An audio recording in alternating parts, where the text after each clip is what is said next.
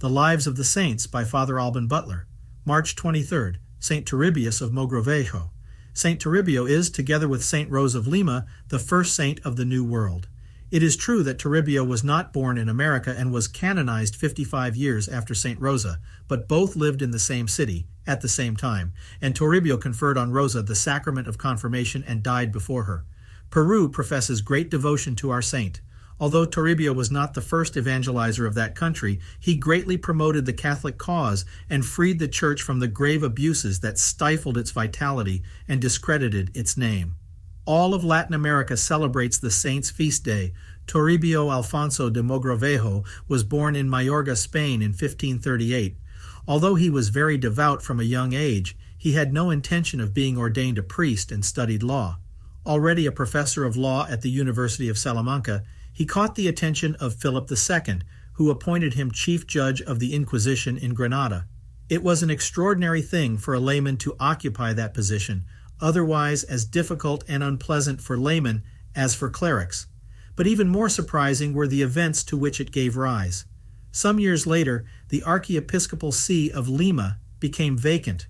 Toribio had performed his duties as judge with such skill and had shown such a missionary spirit that the king decided to send him to Lima as archbishop, since he was the only man with sufficient strength of character to put an end to the scandals that were hindering the conversion of the Peruvians.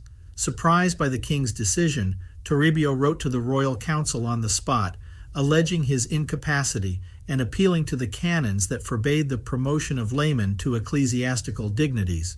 But his objections fell to the ground when holy orders and episcopal consecration were conferred upon him. Toribio set sail immediately and arrived in Lima in 1581. He soon began to understand how difficult the task entrusted to him was. His diocese had almost 700 kilometers of coastline and penetrated inland to the foothills of the Andes, so that communications were extremely difficult. But more serious than the geographical difficulties were those caused by the attitude of the conquerors towards the Indians. With very few exceptions, the colonizers went there with the aim of making their fortune, and to achieve this, they did not have the slightest scruple in treating the Indians as slaves. Communications with the metropolis were very slow. As a result, the worst abuses could last for years. On the other hand, the Council of the Indies did not know who to believe. The worst thing was that the colonizers, in many cases, seemed to have lost all religious sense and gave the Indians a disastrous example of rapacity and dissolute life. The clergymen were often the most rampant. The first care of the new archbishop was to restore ecclesiastical discipline. He immediately undertook the visitation of his diocese and was inflexible with the scandals of the clergy. He punished injustice and vice without distinction of persons and used his authority to protect the poor from oppression. Naturally, he had to suffer persecution from the authorities, who hindered his work as much as possible, but the saint's resolution and patience eventually prevailed. To those who tried to justify his abuses with a twisted interpretation of divine law, the saint responded with the words of Tertullian. Christ said, "I am the truth." He did not say, "I am the custom." The archbishop succeeded in uprooting many abuses and founded numerous churches, monasteries, and hospitals. In 1591, he founded in Lima the first seminary in the New World. Until a very advanced age, he continued to study the indigenous dialects in order to be able to speak to the Indians without the need for an interpreter. With this method, he achieved countless conversions. To instruct his flock, he sometimes spent 2 or 3 days in places where he could not be offered neither bed nor enough food. The saintly bishop visited all his extensive diocese. When someone tried to dissuade him, citing geographical difficulties or the danger of bandits, Saint Toribio replied that Christ had not been afraid to become man to save us, and that therefore man should not fear dangers for the sake of his glory.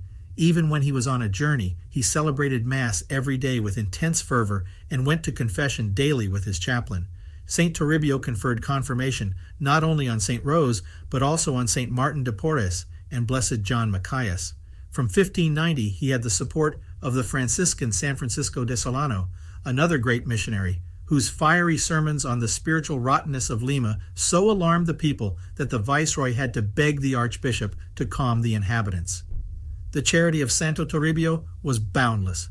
He knew very well that the Spanish haughtiness prevented the poor from manifesting their needs to others and accepting alms from their acquaintances. Therefore, he dedicated himself to help them discreetly, without the beneficiaries knowing from whom the help came. At the age of 68, Santo Toribio fell ill in Pacasmayo, far north of Lima. Without giving in to his illness, he still reached the city of Santa, where he understood that his end was near. He made his will, in which he left his personal effects to his servants and the rest of his property to the poor. The saint asked those who assisted him to take him to the church to receive viaticum, and afterwards he received the last rites in bed. He died on March 23, 1606. While those present intoned the psalm, "My heart was filled with joy when they told me that we will go to the house of the Lord." He was canonized on March 23, 1606.